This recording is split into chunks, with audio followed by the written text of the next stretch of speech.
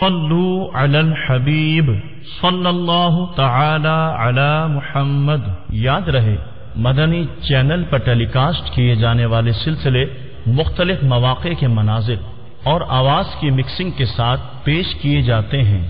صلو علی الحبیب صلی اللہ تعالی علی محمد۔ نیت المؤمن خیر من عملہ، مسلمان کی نیت اس کے عمل سے بہتر ہے۔ اللہ عز و جل کی رضا پانے اور ثواب کمانے کی غرض سے سلسلہ دیکھنے سے پہلے اچھی اچھی نیتیں فرما لیجئے۔ اللہ کی رضا کی خاطر علم دین حاصل کروں گا، سیکھ کر دوسروں تک نیکی کی دعوت پہنچاؤں گا، خاص خاص باتیں لکھوں گا، اول تا آخر دیکھوں گا۔ صلو علی الحبیب صلی اللہ تعالی علی محمد۔ میں مبلغ بنوں سنتوں کا، خوب چرچا کروں سنتوں کا، ہو کرم بہر خاک مدینہ۔ الحمدللہ رب العالمین، والصلاة والسلام على سید المرسلین، اما بعد فاعوذ باللہ من الشیطان الرجیم، بسم اللہ الرحمن الرحیم۔ الصلاة والسلام علیک یا رسول اللہ وعلى آلك وأصحابك يا حبيب الله۔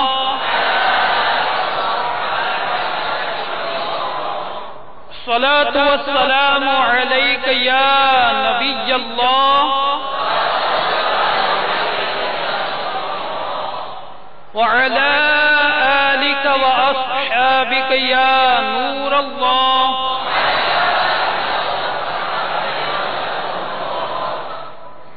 نویت سنت الاعتکاف۔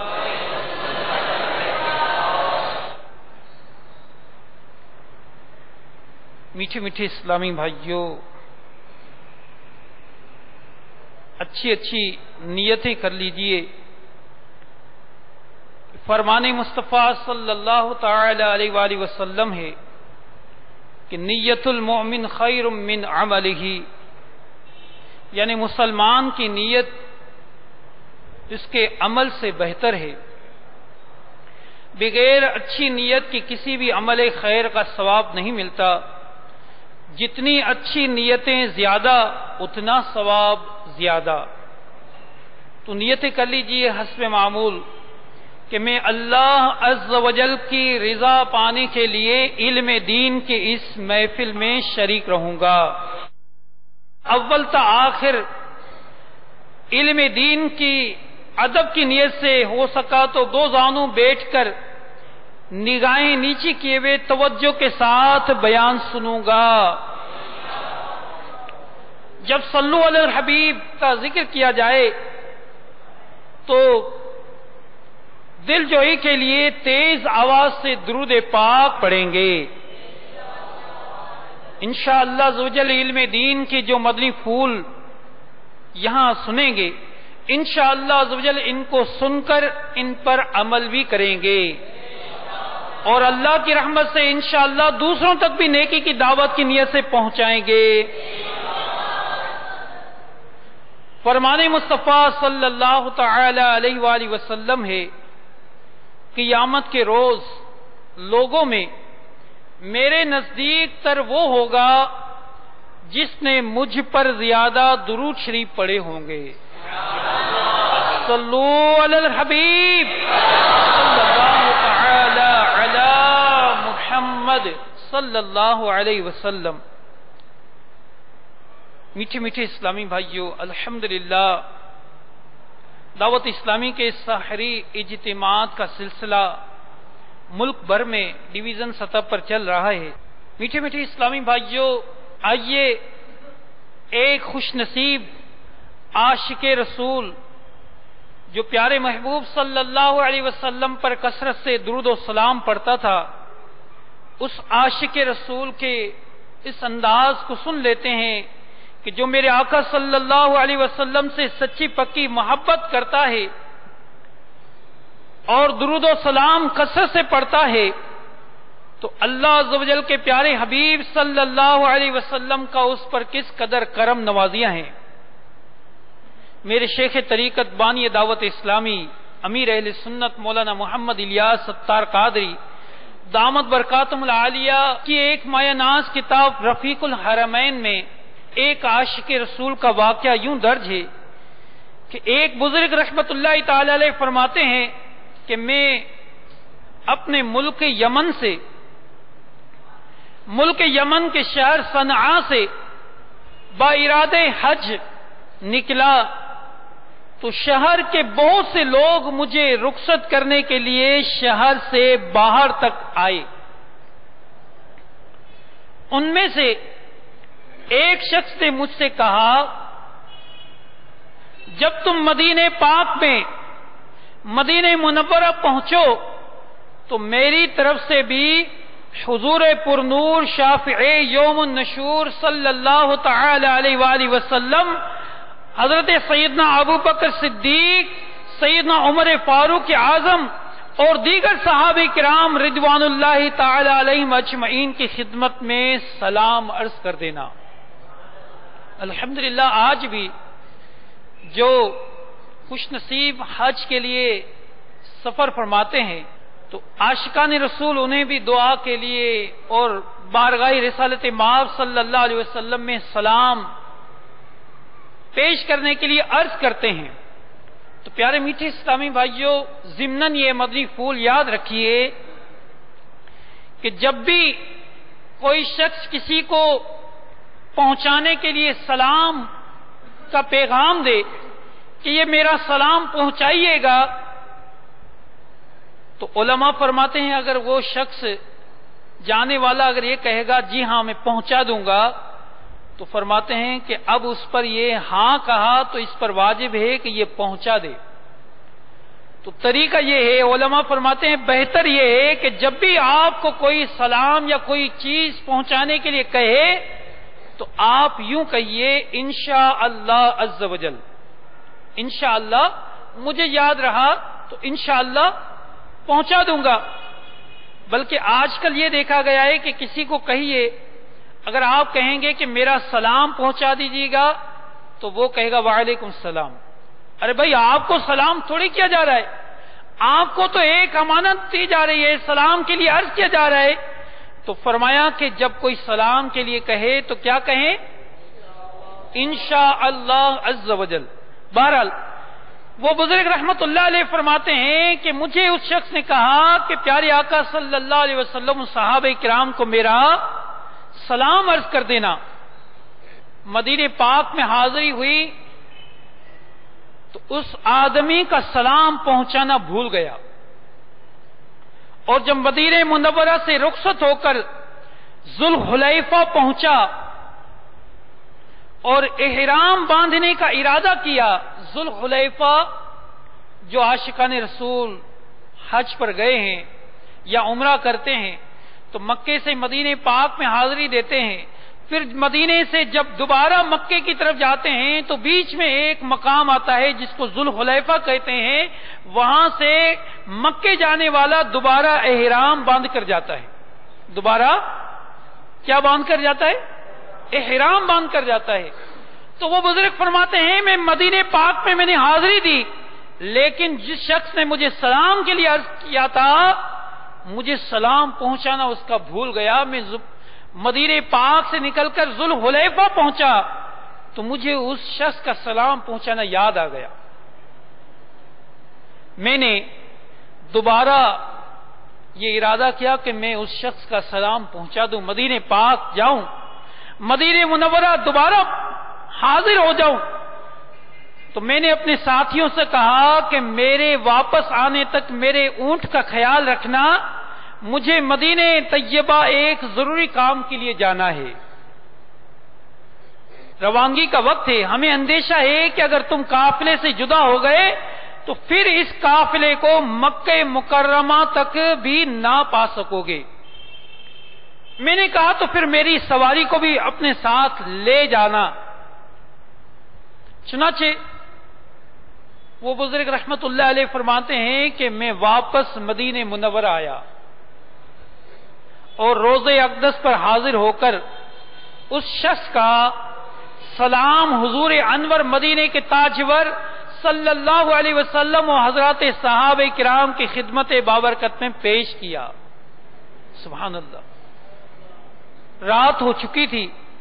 میں مسجد شریف سے باہر نکلا تو ایک شخص ذوالحلیفہ کی طرف سے آتا ہوا ملا.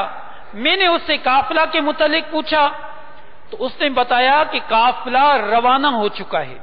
میں مسجد نبوی شریف علیہ صاحب الصلاۃ والسلام میں لوٹ آیا اور خیال کیا کہ کسی دوسرے قافلے کے ساتھ چلا جاؤں گا اور پھر میں مدینہ پاک میں مسجد نبوی شریف علیہ صاحب الصلاۃ والسلام میں سو گیا. سبحان اللہ.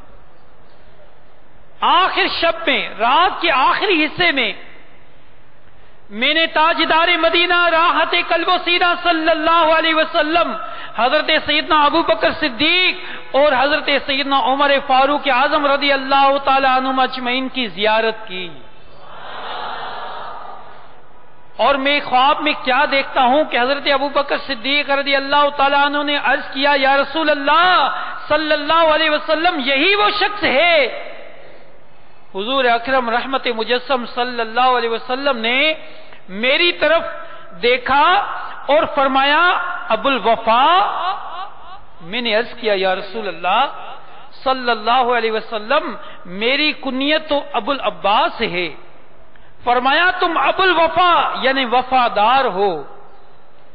پھر میرے آقا صلی اللہ علیہ وسلم نے میرا ہاتھ پکڑا اور مجھے مسجد حرام یعنی مکہ مکرمہ میں رکھ دیا. وہ عاشق رسول، وہ بزرگ فرماتے ہیں کہ راتوں رات میرے آقا نے مجھے مسجد حرام مکہ پاک میں پہنچا دیا. میں نے مکہ مکرمہ میں، مکہ معظمہ میں 8 دن تک قیام کیا. اس کے بعد میرے ساتھیوں کا قافلہ مکہ میں پہنچا. غم زدوں کو رضا مدہ دیجئے کہ ہے بے کسوں کا سہارا ہمارا نبی، بے کسوں کا سہارا. پیارے پیارے میٹھے محترم اسلامی بھائیوں، میرے آقا میٹھے مصطفیٰ صلی اللہ تعالی علیہ وآلہ وسلم پر کثرت سے درود و سلام پڑھنے والے پر اللہ تعالی اور اس کے پیارے حبیب صلی اللہ علیہ وسلم کے خاص کرم نوازیاں ہیں. صلو علی الحبیب صلی اللہ تعالی محمد صلی اللہ علیہ وسلم. میٹھے میٹھے اسلامی بھائیوں، ایک شخص نے حضور نبی پاک صاحب الاغلاق سیاہ افلاق صلی اللہ تعالی علیہ وآلہ وسلم سے حسن اخلاق کے متعلق سوال کیا. تو ایک شخص نے نبی اکرم صلی اللہ علیہ وسلم سے حسن اخلاق کے متعلق سوال کیا تو میرے آقا صلی اللہ علیہ وآلہ وسلم نے یہ آیت مبارکہ تلاوت فرمائی. ترجمہ کنز الایمان: اے محبوب، معاف کرنا اختیار کرو اور بھلائی کا حکم دو اور جاہلوں سے منہ پھیر لو. پھر ارشاد فرمایا کہ حسن خلق یہ ہے کہ تم قطعی تعلق کرنے والے سے صلہ رحمی کرو اور جو تمہیں محروم کرے اسے عطا کرو اور جو تم پر ظلم کرے اسے معاف کر دو. حضرت سیدنا عبداللہ بن مبارک رحمت اللہ تعالی علیہ فرماتے ہیں کہ خندہ پیشانی سے ملاقات کرنے، دیکھیے حسن خلق کی خوبیاں ہیں. اور یہ آج ہم غور سے سن کر اپنے اندر دیکھیں کہ ہم حسن اخلاق کے کتنے درجوں تک ہمارے اندر یہ حسن اخلاق پایا جاتا ہے. حضرت عبداللہ بن مبارک رحمت اللہ علیہ فرماتے ہیں کہ خندہ پیشانی سے ملاقات کرنے، خوب بھلائی کرنے اور کسی کو تکلیف نہ دینے کا نام حسن اخلاق ہے. سبحان اللہ. پیارے اور محترم اسلامی بھائیوں، ہمارے پیارے آقا مدینے والے مصطفیٰ صلی اللہ تعالی علیہ وآلہ وسلم کی تشریف آوری کا ایک اور مقصد یہ بھی ہے کہ لوگوں کے اخلاق و معاملات کو درست کرے، ان کے اندر سے برے اخلاق کی جڑیں اکھاڑیں اور ان کی جگہ بہترین اخلاق پیدا کریں۔ چنانچہ آپ صلی اللہ تعالی علیہ وآلہ وسلم نے اپنے قول و عمل سے تمام اچھے اخلاق کی فہرست مرتب فرمائی اور زندگی کے تمام شعبوں پر اسے نافذ کیا، ہر طرح کے حالات پہ ان پر کاربند رہنے کی ہدایت فرمائی۔ حسن اخلاق کی نعمت صرف سعادت مندوں کا حصہ ہے۔ حسن اخلاق کی یہ نعمت کن کو ملتی ہے؟ سعادت مندوں کا حصہ ہے۔ اللہ عز و جل کا خاص الخاص انعام ہے، حسن اخلاق میں حسن ہی حسن ہے، جبکہ بد اخلاقی میں کراہیت ہی کراہیت ہے۔ کسی نے کیا خوب کہا ہے فلاح و کامرانی نرمی و آسانی میں، ہر بنا کام بگڑ جاتا ہے نادانی میں۔ صلو علی الحبیب صلی اللہ تعالی علی محمد صلی اللہ علیہ وسلم۔ میٹھے اسلامی بھائیوں، حسن اخلاق جس کو یہ نعمت مل جائے اس کی اہمیت، اس کی فضیلت ان احادیث کریمہ سے سن لیجئے۔ سنن ابی داؤد کی یہ حدیث پاک کے حضرت سیدنا ابو درداء رضی اللہ تعالیٰ عنہ سے روایت ہے کہ حضور نبی پاک صاحب لولاک صلی اللہ تعالی علیہ وآلہ وسلم نے ارشاد فرمایا، میزان عمل میں حسن اخلاق سے زیادہ وزنی کوئی چیز نہیں۔ حضرت سیدنا جابر رضی اللہ تعالیٰ عنہ سے روایت ہے کہ حضور نبی رحمت شفیع امت صلی اللہ تعالی علیہ وآلہ وسلم نے ارشاد فرمایا، کیا میں تمہیں سب سے بہتر شخص کے بارے میں خبر نہ دوں؟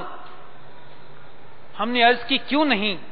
ارشاد فرمایا، وہ جو تم میں سے اچھے اخلاق والا ہے۔ اب میٹھے محترم اسلامی بھائیوں، ہم نے احادیث کریمہ میں اچھے اخلاق والے کی خوبیاں یہ سنی کہ خندہ پیشانی سے، ایک بزرگ کے فرمان کے مطابق خندہ پیشانی سے ملاقات کرنے، خوب بھلائی کرنے اور کسی کو تکلیف نہ دینے کا نام کیا ہے؟ حسن اخلاق۔ پھر ایک حدیث مبارکہ میں یہ بھی سنا کہ تم قطع تعلق کرنے والے سے صلہ رحمی کرو، جو تم سے رشتہ توڑے تم ان سے رشتہ جوڑو، جو تمہیں محروم کرے تم اسے عطا کرو، جو تم پر ظلم کرے تم اسے معاف کرو۔ یہ حسن اخلاق ہے۔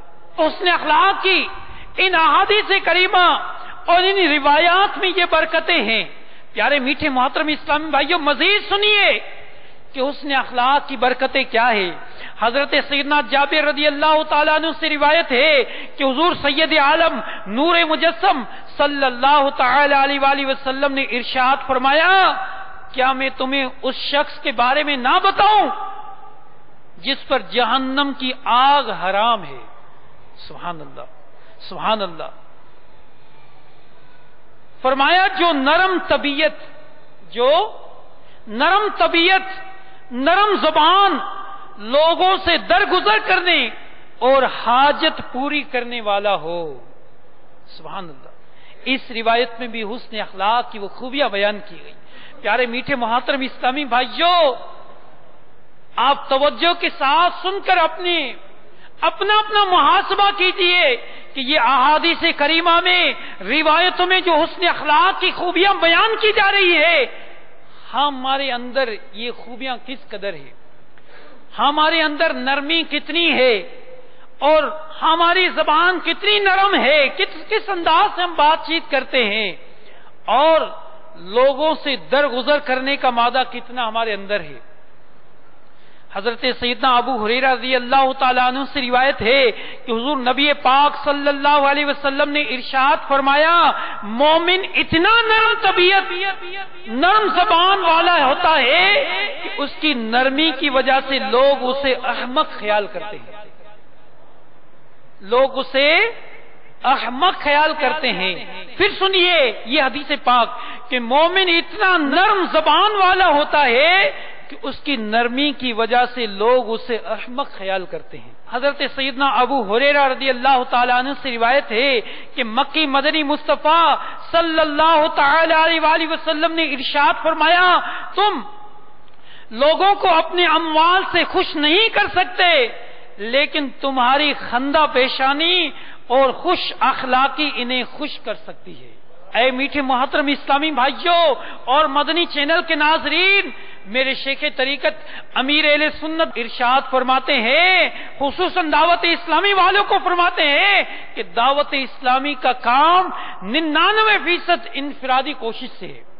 دعوت اسلامی کا کام کس کام سے ہے؟ انفرادی کوشش۔ اور فرماتے ہیں انفرادی کوشش کی جان ملن ساری ہے، خوش اخلاقی ہے کہ جب بھی آپ کسی اسلامی بھائی سے، کسی مسلمان سے ملے تو بڑی ملن ساری اور خوش اخلاقی محبت سے سلام کریں، مسکرا کر ان سے ملاقات کریں اور دل جوئی اور ہو سکے تو غم خواری کریں۔ پیارے میٹھے محترم اسلامی بھائیوں، خوش نصیب مسلمانوں کا یہ حصہ ہے کہ اللہ تبارک و تعالی انہیں حسن اخلاق جیسی نعمت عطا فرماتا ہے۔ حسن اخلاق، اس کے اندر نرمی ہو، وہ خندہ پیشانی سے ملتا ہو، وہ درگزر سے کام کرتا ہو، نرم طبیعت ہو، نرم زبان ہو، لوگوں کی حاجتیں پوری کرنے والا ہو۔ اور سنیے حضرت سیدنا ام درداء رضی اللہ تعالی عنہ حضرت سیدنا ابو درداء رضی اللہ تعالی عنہ کے متعلق فرماتی ہیں کہ وہ دوران گفتگو مسکرایا کرتے ہیں۔ کون؟ حضرت ابو درداء رضی اللہ تعالی عنہ کے متعلق فرماتی ہیں کہ وہ دوران گفتگو مسکرایا کرتے تھے۔ میں نے ان سے اس کے بارے میں پوچھا تو انہوں نے جواب دیا کہ میں نے سید عالم نور مجسم صلی اللہ علیہ وسلم کو دیکھا کہ میرے آقا صلی اللہ علیہ وسلم دوران گفتگو مسکراتے رہتے تھے، دوران گفتگو مسکراتے رہتے تھے۔ میٹھے میٹھے اسلامی بھائیوں اور مدنی چینل کے ناظرین، الحمدللہ مسکرانا میرے آقا کی سنت ہے، مسکرانا میرے آقا کی سنت ہے۔ پیارے اسلامی بھائیوں، یہ بھی اخلاق کی خوبی ہے کہ مسلمان جب بھی بات چیت کرے تو اچھی بات کرے اور مسکرا کر کرے۔ بلکہ الحمدللہ ہمارے مدنی ماحول میں یہ دعا سکھائی جاتی ہے کہ جب کوئی مسلمان مسکرائے تو اس کو دعا دے دے۔ کیا دعا دے؟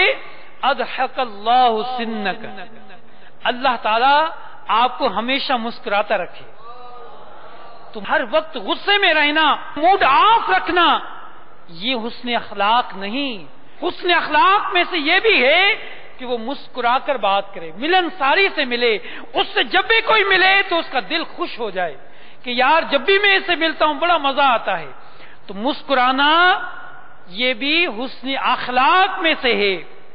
حضرت سیدتنا عائشہ صدیقہ رضی اللہ تعالی عنہا سے روایت ہے کہ سید المبلغین رحمت للعالمین صلی اللہ علیہ وسلم نے ارشاد فرمایا، جب اللہ عز و جل کسی گھرانے سے بھلائی کا ارادہ فرماتا ہے، جب اللہ عز و جل کسی گھرانے سے بھلائی کا ارادہ فرماتا ہے تو ان کے دلوں میں الفت و نرمی پیدا فرما دیتا ہے۔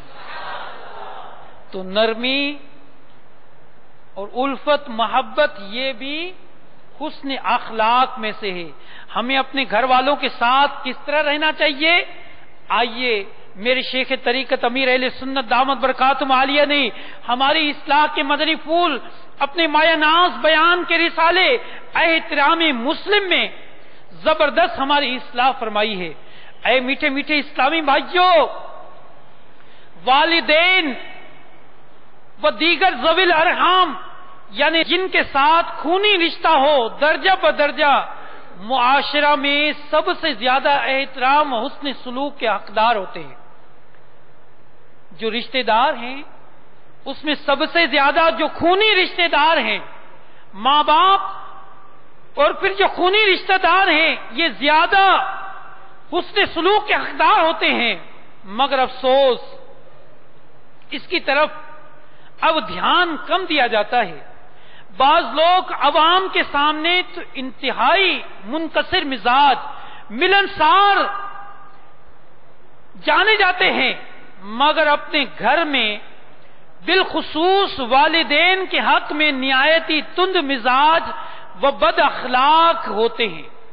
ایسوں کی توجہ کے لیے عرض ہے کہ حضرت سیدنا عبداللہ بن عمر رضی اللہ تعالیٰ عنہما سے روایت ہے کہ سرکار دو عالم نور مجسم شاہ بنی آدم صلی اللہ علیہ وسلم کا فرمان معظم ہے کہ 3 شخص جنت میں نہیں جائیں گے: ایک ماں باپ کو ستانے والا، اور دیوس، اور مردانی وضع بنانے والی عورت۔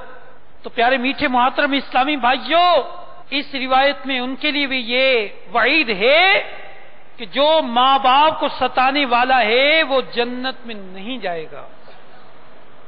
پیارے میٹھے محترم اسلامی بھائیوں، والدین کو بھی چاہیے کہ اپنی اولاد کے حقوق کا خیال رکھیں، انہیں ماڈرن بنانے کے بجائے سنتوں کا چلتا پھرتا نمونہ بنائیں، ان کے اخلاق سنواریں، بری صحبت سے دور رکھیں، سنتوں بھرے مدنی ماحول سے وابستہ کرے، فلموں، ڈراموں، برے رسم و رواج والے گانوں سے بھرپور یاد الہی سے دور کرنے والے فحش فنکشنوں سے بچائیں۔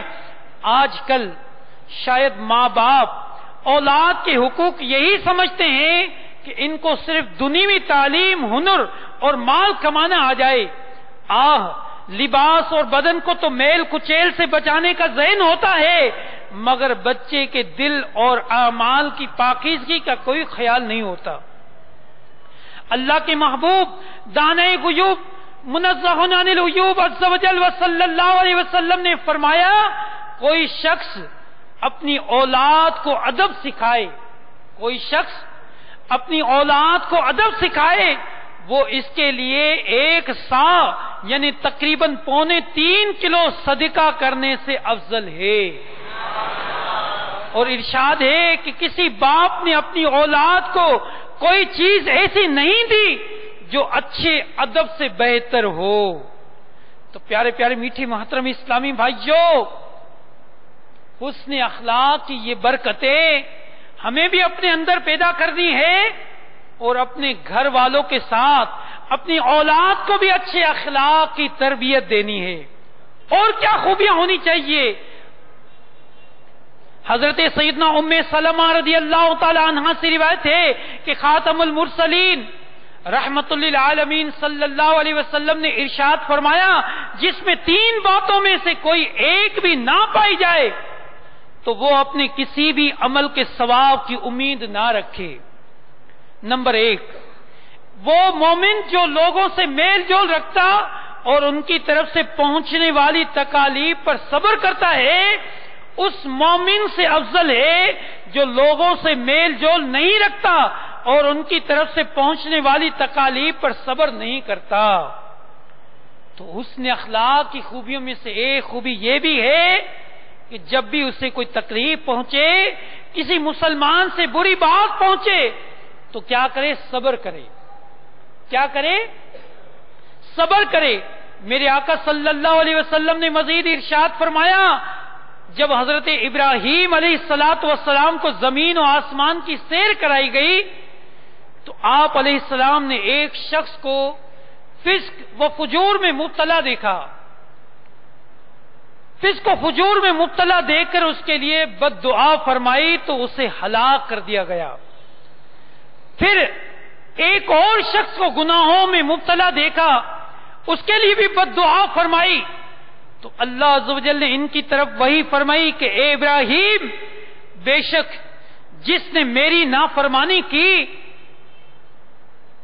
وہ میرا ہی بندہ ہے، اور 3 باتوں میں سے کوئی ایک اسے میرے غضب سے بچا لے گی۔ یا تو وہ توبہ کر لے گا تو میں اس کی توبہ قبول کر لوں گا، یا وہ مجھ سے مغفرت چاہے گا تو میں اس کی مغفرت فرما دوں گا، یا پھر اس کی نسل سے ایسے لوگ پیدا ہوں گے جو میری عبادت کریں گے، اے ابراہیم کیا تجھے معلوم نہیں میرے ناموں میں سے ایک نام یہ بھی ہے کہ میں صبور یعنی بہت زیادہ حلم والا ہوں. سبحان اللہ. تو پیارے میٹھے محترم اسلامی بھائیوں، اللہ تبارک و تعالیٰ کی کیسی کرم نوازی ہے کہ بندہ اگر خدا نخواستہ نافرمانی کرتا ہے تو میرے رب کی بارگاہ میں جب بندہ وہ توبہ کرے تو رب فرماتا ہے میں اس کی توبہ کو قبول کرتا ہوں. اگر وہ مجھ سے مغفرت چاہتا ہے تو میں اس کی بخشش فرما دیتا ہوں. تو پیارے میٹھے محترم اسلامی بھائیوں، اگر کسی کو گناہ کرتے دیکھے تو اس کے لیے ہدایت کی دعا کرے، اس کے لیے بد دعا نہ کرے. کہ حضرت سیدنا ابو مسعود رضی اللہ تعالیٰ عنہ سے مروی ہے کہ جب تم اپنے کسی مسلمان بھائی کو گناہوں میں مبتلا دیکھو تو اس کے خلاف شیطان کے مددگار نہ بن جاؤ کہ تم یوں کہو اللہ عز و جل اسے رسوا کرے، اللہ عز و جل اس کا برا کرے، بلکہ یوں کہو اللہ عز و جل اسے توبہ کی توفیق عطا فرمائے اور اس کی مغفرت فرمائے. تو مسلمان بااخلاق کی ایک خوبی یہ بھی ہے کہ جب وہ کسی کو گناہ کرتے دیکھے تو اس کے لیے اللہ عز و جل کی بارگاہ میں ہدایت کے لیے دعا کرے، اس کی بخشش کے لیے دعا کرے. فرمایا یہ بری خصلت ہے کہ کسی کو گناہ کرتے دیکھے تو اس کے لیے برباد ہونے کے لیے بد دعا کرے. تو یہ بری خصلت ہے. تو پیارے میٹھے محترم اسلامی بھائیوں، حضرت سیدنا ابو ہریرہ رضی اللہ تعالیٰ عنہ سے روایت ہے کہ رسول اکرم شاہ بنی آدم صلی اللہ علیہ وسلم نے ارشاد فرمایا طاقتور وہ نہیں جو لوگوں کو پچھاڑ دے. صحابہ کرام رضوان اللہ تعالی علیہم اجمعین نے عرض کی یا رسول اللہ صلی اللہ علیہ وسلم پھر طاقتور کون ہے؟ ارشاد فرمایا وہ جو غصہ کے وقت اپنے آپ کو قابو میں رکھے. حسن اخلاق میں سے یہ بھی ہے کہ جب غصہ آئے تو وہ صبر کرے، اپنے غصے کو قابو میں رکھے. حضرت سیدنا انس رضی اللہ تعالیٰ عنہ بیان کرتے ہیں کہ حضور نبی رحمت شفیع امت صلی اللہ تعالی علیہ وآلہ وسلم کچھ لوگوں کے پاس سے گزرے تو دیکھا کہ وہ پتھر اٹھانے کا مقابلہ کر رہے تھے. تو آپ صلی اللہ علیہ وسلم نے ارشاد فرمایا یہ کیا ہو رہا ہے؟ لوگوں نے عرض کی یا رسول اللہ صلی اللہ علیہ وسلم یہ وہ پتھر ہے جسے ہم زمانے جاہلیت میں طاقتور کا پتھر کہا کرتے تھے. آپ صلی اللہ علیہ وسلم نے ارشاد فرمایا کیا میں تمہیں تمہارے سب سے طاقتور شخص کے متعلق نہ بتاؤں؟ تم میں سے زیادہ طاقتور وہ ہے جو غصہ کے وقت خود پر زیادہ قابو پانے والا ہے. میرے میٹھے محترم اسلامی بھائیوں، ہمارے اسلاف، ہمارے بزرگان دین کس قدر حسن اخلاق کے پیکر ہوتے تھے. آئیے اس واقعے کو سن لیجئے. حضرت سیدنا احنف بن قیس رضی اللہ تعالیٰ عنہ سے کسی نے پوچھا کہ آپ نے اخلاق کس سے سیکھا؟ ارشاد فرمایا حضرت سیدنا قیس بن عاصم رضی اللہ تعالیٰ عنہ سے. مزید سوال کیا ان کے اخلاق کس حد تک پہنچ چکے تھے؟ ارشاد فرمایا ایک بار وہ اپنے گھر میں بیٹھے ہوئے تھے کہ ان کی کنیز سیخ لے کر آئی. ان کی کنیز سیخ لے کر آئی جس پر بھنے ہوئے گوشت کا بڑا سا ٹکڑا تھا. سیخ اس کے ہاتھ سے گر پڑی اور حضرت قیس رضی اللہ تعالیٰ عنہ کے بیٹے کو لگی جس سے بچہ مر گیا. اب وہ کنیز دہشت زدہ ہو گئی، وہ ملازمہ نوکرانی لونڈی دہشت زدہ ہو گئی. آپ رحمت اللہ تعالی علیہ نے فرمایا تجھے خوف زدہ نہیں ہونا چاہیے، جا تو اللہ عز و جل کی ذات کے لیے آزاد ہے. سبحان اللہ. میٹھے محترم اسلامی بھائیوں، سبحان اللہ. قربان جائیے حسن اخلاق کی معراج اسی کو تو کہتے ہیں کہ کنیز کی لاپرواہی سے بچہ انتقال کر گیا، بجائے قتل کا مقدمہ دائر کرنے کے کنیز کو آزاد ہی کر دیا. اللہ اکبر. مگر آج اگر ہمارا ملازم ہمارا 1-آدھا روپیہ کی قیمت کا پیالہ ہی اگر بھولے سے توڑ دے تو ہم اس پر برس ہی پڑے اور گالیوں کی بوچھار کر دے اور شاید زیادہ غصہ آ جائے تو ایک آدھا ہاتھ بھی لگانے سے نہ چوکے. قربان جائیے ہمارے بزرگوں کے حسن اخلاق پر کہ یقیناً انہی کے اعلیٰ اخلاق کے طفیل آج ہر طرف گلستان اسلام لہلاتا نظر آ رہا ہے. تو پیارے پیارے میٹھے محترم اسلامی بھائیوں، ہم نے سنا کہ حسن اخلاق یہ اللہ تبارک و تعالیٰ کی بہت ہی بڑی نعمت ہے. جس مسلمان کو اندر حسن اخلاق کی یہ نعمتیں ہوتی ہے وہ با اخلاق، وہ نرم مزاج، وہ درگزر کرنے والا، وہ ملنساری محبت سے ملنے والا، وہ غصے پر قابو رکھنے والا، صبر کرنے والا، وہ ماں باپ، اپنے اہل و عیال، اپنے بال بچوں سے حتیٰ کہ چھوٹے بچوں کے ساتھ بھی شفقت کرنے والا، فرمایا یہی حسن اخلاق ہے. تو پیارے پیارے اسلامی بھائیوں، ہمیں بھی میرے آقا صلی اللہ علیہ وآلہ وسلم کی ان ارشادات کو سننے کے بعد ہمیں بھی ذرا غور کرنا چاہیے اور اپنے محاسبہ کرنا چاہیے کہ ہماری کیفیت کہاں تک پہنچی ہے. حسن اخلاق یہ خوبیاں، یہ برکتیں ہمارے اندر کس قدر ہے. ایسا نہیں کہ تھوڑی تھوڑی بات پر ہمیں غصہ آ جاتا ہے. باہر تو بڑی محبت سے ملتے ہیں، گھر جاتے ہیں، اگر کھانا اچھا نہ لگا تو گھر والوں پہ ناراضگی، ماں پہ غصہ آ جائے گا، بھائیوں پر غصہ آ جائے گا، والدین کی تھوڑی سی بات پر ناراض ہو جائیں گے. اگر ہم شادی شدہ ہیں تو بیوی پر ناراضگی ہو جائے گی اور بچوں پر ناراضگی ہو جائے گی. تو پیارے میٹھے محترم اسلامی بھائیوں، حسن اخلاق میں سے یہ بھی ہے کہ غصہ آئے تو اس کو قابو کرے. البتہ کوئی شخص یہ کہے کہ غصہ نہیں کرنا چاہیے تو اس سے مراد یہ ہے کہ غصہ آ جاتا ہے، غصہ آ جاتا ہے. اب جب غصہ آ جائے تو اس پر صبر کرے. اور کہیں کہیں غصہ کرنا یہ لازمی ہے، غصہ کرنا یہ لازمی ہے. دیکھیے آپ اور ہم اگر اپنی زندگی میں دیکھیں کہ ہمیں غصہ کس کس جگہ آتا ہے. اگر ہمارا بچہ اسکول نہ جائے تو ہمیں غصہ آ جاتا ہے، ہم اس کو مارتے بھی ہیں، اس کو جھاڑتے بھی ہیں. اگر وہی بچہ جب نماز نہ پڑھے تو ہمیں غصہ نہیں آتا، حالانکہ حکم ہے کہ تمہارا بچہ جب 7 سال کا ہو جائے تو انہیں نماز کا حکم دو، اور جب 10 سال کا ہو جائے تو مار کر بھی نماز پڑھاؤ. اسے مارنا بھی ہے، نماز پڑھانی ہے. تو بچہ اسکول نہیں جاتا، بیٹا آفس نہیں جاتا، دیر سے اٹھتا ہے تو ہمیں غصہ آ جاتا ہے. لیکن بچہ نماز نہیں پڑھتا تو ہمیں غصہ نہیں آتا. میٹھے محترم اسلامی بھائیوں، ہماری اولاد، ہمارے بھائی ٹی وی ڈرامے فلموں میں بیٹھے تو ہمارے دل میں اس انداز سے غصہ ہونا چاہیے، نفرت ہونی چاہیے ان گناہوں سے. ہمیں ان اسلامی بھائیوں تک نیکی کی دعوت پہنچانی چاہیے. لیکن ہمیں گھر کے کسی اور معاملات پر غصہ آ جاتا ہے. جب غصہ آئے تو صبر کرے. اس کے لیے یہ فضیلت ہے کہ حضرت سیدنا عبداللہ بن عمر رضی اللہ تعالیٰ عنہ سے روایت ہے کہ ایک شخص نے بارگاہ رسالت میں عرض کی، یا رسول اللہ صلی اللہ علیہ وسلم، مجھے کون سی چیز غضب الہی سے بچا سکتی ہے؟ تو آپ صلی اللہ علیہ وسلم نے ارشاد فرمایا، غصہ مت کیا کرو.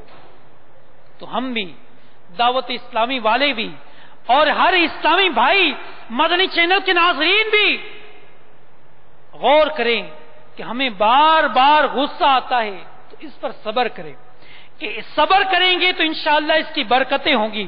ورنہ غصہ کا اظہار کیا تو اگر والدین کے ساتھ کیا تو نافرمانی، بد اخلاقی کا گناہ، اگر بچوں کے ساتھ اس طرح زیادتی کی تو پھر بھی گناہ. تو پیارے میٹھے اسلامی بھائیوں، اگر ہم کسی بات پر غصے میں آ کر پڑوسیوں کے ساتھ حق تلفی کریں گے تو پھر بھی بد اخلاق مانے جائیں گے. کہ حسن اخلاق صرف یہ نہیں کہ اپنے گھر والوں کے ساتھ اچھا سلوک کرے، بلکہ حسن اخلاق میں ماں باپ کا حق، رشتہ داروں کے حقوق، پڑوسیوں کے حقوق، بلکہ مسلمانوں کے حقوق بھی اس کے ساتھ ہیں. تو پیارے میٹھے محترم اسلامی بھائیوں، اللہ تبارک و تعالی ہمیں حسن اخلاق کی نعمت سے برکتیں ہمیں بھی عطا فرمائے. ارے میٹھے محترم اسلامی بھائیوں، آپ بھی چاہتے ہیں کہ ہمیں حسن اخلاق کی نعمت ملے، ہمارے اندر نرمی پیدا ہو، تو آئیے دعوت اسلامی کے مدنی ماحول سے وابستہ ہو جائیے. یقین مانیے کہ اس مدنی ماحول میں جو حقیقی طور پر الحمدللہ دعوت اسلامی کے مدنی کاموں کی دھومیں مچاتا ہے، اور میرے شیخ طریقت امیر اہل سنت دامت برکاتہم عالیہ کا جو دیا ہوا مدنی مقصد ہے کہ مجھے اپنی اور ساری دنیا کے لوگوں کی اصلاح کی کوشش کرنی ہے انشاءاللہ عز و جل. اس مقصد کو پانے کے لیے مدنی قافلوں میں ہر ماہ کم از کم 3 دن مدنی قافلے میں سفر کرتا ہے، اور امیر اہل سنت کے عطا کیے ہوئے مدنی انعامات پر پابندی سے فکر مدینہ کی عادت بناتا ہے، تو الحمدللہ اس کے اندر نرمی، ملنساری، خوش اخلاقی اور مسکرانا اور غصے پر قابو کرنا، الحمدللہ میرے شیخ طریقت امیر اہل سنت نے مدنی انعامات میں ان کو آپ نے تحریر فرمایا ہے. اپنا محاسبہ کرے، فکر مدینہ کرے کہ کیا آپ نے کسی بات پر بیجا غصہ میں آ کر کسی کی دل آزاری تو نہیں کی؟ آپ نے آج پوش گوئی گالی گلوچ سے کام تو نہیں لیا؟ کسی کی دل آزاری تو نہیں کی؟ ماں باپ کے ساتھ بد اخلاقی سے پیش تو نہیں آئے؟ پیارے میٹھے اسلامی بھائیوں، جو روزانہ مدنی انعامات کا فکر مدینہ کرنے کی عادت ڈالتا ہے، اور الحمدللہ میرے شیخ طریقت امیر اہل سنت دامت برکاتہم عالیہ نے جو ہمیں بہترین ایک مدنی پھول دیا ہے، خاموشی، کہ جب بھی بات کریں تو اچھی بات کریں، اور اپنے اندر خاموشی کی عادت ڈالنے کے لیے آپ نے ایک رسالہ تحریر کر کے دیا ہے جس کا نام خاموش شہزادہ. بلکہ ہر اسلامی مہینے کی پہلی پیر کو کم از کم ہر اسلامی بھائی اور مدنی چینل کے ناظرین بھی اگر اس رسالے کو مکمل پڑھ لیں تو انشاءاللہ عز و جل اللہ کی رحمت سے امید ہے کہ کئی گناہوں سے بچتے ہوئے ہمارے اندر حسن اخلاق کی برکتیں آ جائیں گی انشاءاللہ. آئیے میں ایک مدنی بہار آپ کو بتاؤں کہ دیکھیے ان کے اندر کیسی بد اخلاقی اور دنیاوی طور پہ یہ جرم میں وہ مشغول تھے، لیکن دعوت اسلامی کے مدنی ماحول میں آنے سے کیسی اسے برکتیں ملی. ضلع اوکاڑا کی تحصیل دیپال پور پنجاب پاکستان کے ایک اسلامی بھائی کے بیان کا لب لباب ہے کہ دیپال پور میں ہمارے خاندان کا شمار وہاں کے امیر ترین گھرانوں میں تھا، مگر افسوس میرے ہوش سنبھالنے سے پہلے ہی میرے بڑے بھائی برے دوستوں کی صحبت کی وجہ سے شراب کے عادی بن چکے تھے. بری صحبت اور شراب نوشی کی وجہ سے بھائی نے ہماری تعلیم و تربیت پر کوئی توجہ نہ دی. نشے کے علاوہ انہیں کسی چیز سے کوئی سروکار ہی نہ تھا. آہستہ آہستہ نشے کی لت نے انہیں گھر کا سامان فروخت کرنے پر مجبور کر دیا، حتیٰ کہ انہوں نے کپڑے کی دکان، فیکٹری اور ایک پوری مارکیٹ جس میں کئی دکانیں تھی نشے کی آگ میں جھونک دی. گھر میں لگی آگ سے بھلا گھر والے کیسے بچ سکتے ہیں؟ آخر میرے بڑے بھائی شراب کے عادی ہونے کی نحوست کی وجہ سے وہی ہوا جس کا ڈر تھا. میرا دوسرا بڑا بھائی بھی بڑے بھائی کی خراب صحبت کی وجہ سے میرا دوسرا بھائی بھی شراب کا عادی ہو گیا. آگ نے اس زور سے پکڑا کہ میں بھی اس گناہوں کی لپیٹ میں آ ہی گیا. مجھے بھی نشے کی عادت پڑ گئی. میری والدہ محترمہ جو کہ پہلے ہی بڑے بھائی کے نشئی ہونے کی وجہ سے صدمے سے نڈھال تھی، ہم غم میں مزید اصابے کے باعث بن گئے.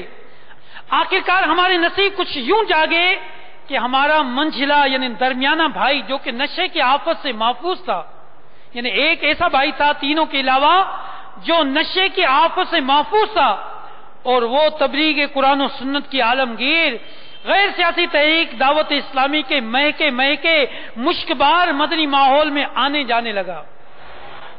مدنی ماحول سے وابستگی کی برکت سے کبھی کبھار ہمیں بھی وہ انفرادی کوشش کے ذریعے اجتماع میں لے جانے میں کامیاب ہو جاتا، لیکن وہاں ہمارا دل نہیں لگتا تھا. مگر میرے بھائی نے انفرادی کوشش جاری رکھی اور ہمیں محبت کے ساتھ اجتماع میں لے جاتا رہا. الحمدللہ عز و جل اپنے بھائی کی انفرادی کوششوں کی برکت سے آج ہم سب بھائی جو کہ کچھ عرصہ قبل نشے کے عادی تھے، الحمدللہ توبہ کر کے دعوت اسلامی کے مدنی ماحول سے وابستہ ہو چکے ہیں۔ مجھے جب کبھی ابھی سابقہ دور یاد آتا ہے تو دل کانپ جاتا ہے کہ اگر دعوت اسلامی کا مدنی ماحول نہ ملتا تو ہمارا کیا بنتا۔ شاید یہی ہوتا کہ آج در در کی ٹھوکریں کھا رہے ہوتے، ہمارے اپنے بھی ہمیں دھتکار رہے ہوتے، مگر الحمدللہ دعوت اسلامی کے مدنی ماحول کے طفیل ہمارے خزاں رسیدہ گلزار میں پھر سے خوشیوں کی مدنی بہار آ گئی۔ اللہ کے کروڑ احسان کہ میں تادم تحریر 63 دن کا مدنی تربیتی کورس کر رہا ہوں اور سب سے بڑے بھائی جان کم و بیش 17 ماہ سے عاشقان رسول کے ساتھ سنتوں کی تربیت کے مدنی قافلے کے مسافر ہیں۔ دعوت اسلامی کی ہجوم دونوں جہاں میں مچ جائے دھوم، اس پہ فدا ہو بچہ بچہ یا اللہ میری جھولی بھر دے۔